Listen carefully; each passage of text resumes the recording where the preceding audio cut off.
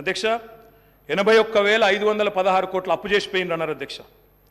కానీ కేసీఆర్ గారి ప్రభుత్వం తెలంగాణ రాష్ట్రం ఏర్పడిన తర్వాత సృష్టించిన ఆస్తుల గురించి చెప్పలేదు అధ్యక్ష. ఉద్దేశపూర్వకంగా బదనాం చేయడానికి, బట్టగాల్చి మీదేయడానికి, అప్పుల సాకు చెప్పి 6 గ్యారంటీలు గొట్టెతందుకు ఒక ఉపోద్ఘాతాన్ని రూపొందించి ఇగో అప్పుల పాలైపోయింది, దివాలా తీసిందని చెప్పి తప్పించుకోవడానికి తప్ప ఇంకోటి కాదు అధ్యక్ష.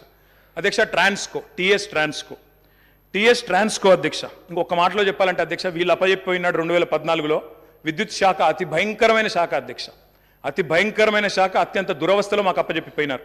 అప్పచెప్పిపోయినప్పుడు ఏంది అధ్యక్ష పరిస్థితి? 2700 మెగావాట్ల కరెంటు లోటు ఆ రోజు తెలంగాణ ఏర్పడ్డనాడు. 22,423 కోట్ల అప్పులు మీరు అప్పచెప్పినాడు మాకు.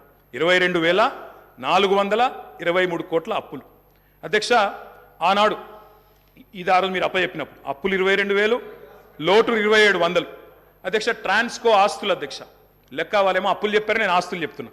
ట్రాన్స్కో ఆస్తులు వాళ్ళు అప్పచెప్పిపోయినాడు మాకు 2014లో 7,461 కోట్లు.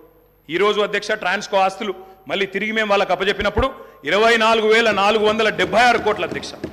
జెన్కో ఆస్తులు అధ్యక్ష, టీఎస్ జెన్కో ఆస్తులు ఆనాడు 19,607 కోట్లు 2014లో, ఈరోజు 53,963 కోట్ల అధ్యక్ష. అధ్యక్ష డిస్కామ్లు ఎన్పీడీసీఎల్, ఎస్పీడీసీఎల్ ఆ రోజు వీళ్ళు మాకు అప్పచెప్పిపోయినాడు మరి చాలా తక్కువ ఉండే అధ్యక్ష. ఈరోజు ఆస్తులు చూస్తే 59,132 కోట్లు, 81,000 కోట్ల అప్పులు అన్నారు అధ్యక్ష. కానీ ఆస్తులు మా ప్రభుత్వం సృష్టించింది మొత్తంగా కలిపితే 1,37,571 కోట్లు. ఇది వాస్తవం అధ్యక్ష. ఆస్తులు మాత్రం చూపెట్టకుండా అప్పులు మాత్రం చూపెట్టి తిమ్మిని బమ్మిని చేసి ఏదో బుకాయించి ఏదో చేస్తాం, జాదుగర్ చేస్తామంటే కుదరదు.